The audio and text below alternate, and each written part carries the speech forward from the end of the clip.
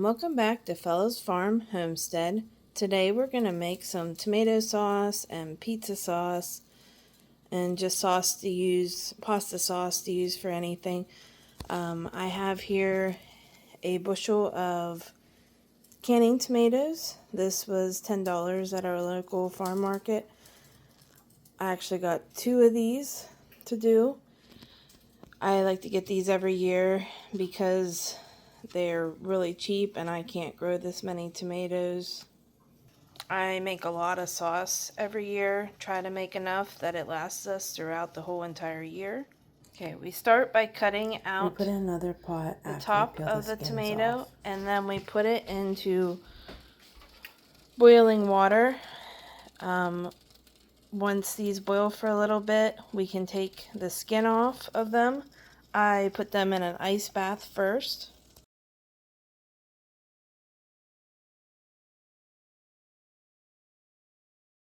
And blend the tomatoes.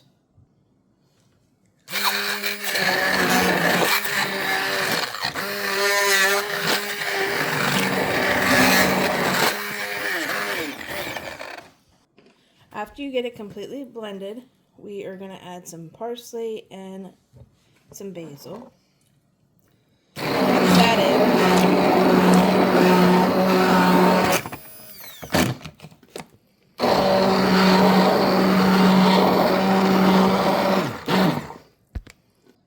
Next, we're going to add garlic in. I like to add a good bit of garlic in it. We are also going to add some butter, garlic, and herb seasoning.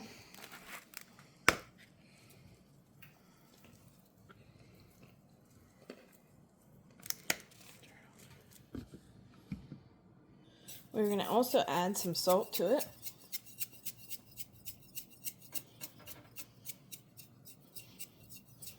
I'm going to add a couple teaspoons of sugar. Now we're going to blend this together.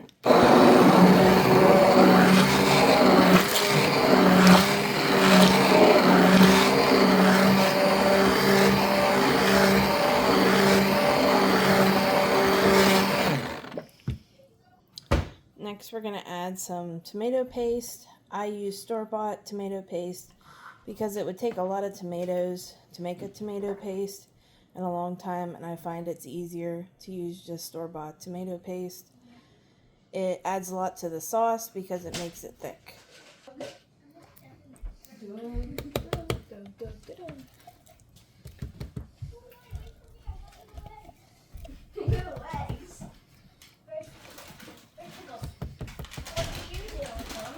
Next, we're going to blend this very well.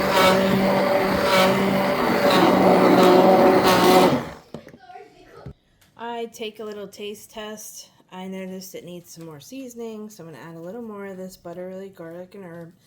I mostly do this sauce by taste. After you're done immersion blending all of it and you taste test it and it's to the right taste you like, then you want to put it on your stove and let it cook down for about 45 minutes till it's about a dark red color, and then we will can it. Another tip too, if you don't want to take the skins off of your tomatoes by using boiling water, you can also put them in the freezer and they will peel off when you're washing them. Once our sauce has boiled down, we are going to ladle it into our jars. You want to leave a ½ inch of headspace in your jars. I do not put citric acid in these because the tomato paste I use has citric acid in it. We are heating our lids up. Once they are boiling, I will put them on the jars after we wipe our jars off. You want to put your hot lids on and then you want to screw your bands on. You don't want your bands very tight. You just want to slightly tighten them with your fingers. The reason I put my lids in boiling water before I put them on my jars, I find that they have a better seal. I have more of a seal success when I do that than when I just put them straight on the jars. After we're done putting our lids and bands on our jars, we want to put them in our canner, and it says to let them cook for 35 minutes. After that, I turn my canner off, let it sit for 5 minutes, and then take my jars out. So our jars came out of the water bath canner. They all sealed. Now we're going to do some jars in the pressure canner. I have a Carry electronic pressure canner. I love this thing. I can put 4 jars in. These are quart jars. We put 8 cups of water, and then we will set it to 25 minutes on high. We turn it to high, put it on 25 minutes, then push start. We want to put it on exhaust, which is this way. I canned 18 jars of sauce yesterday.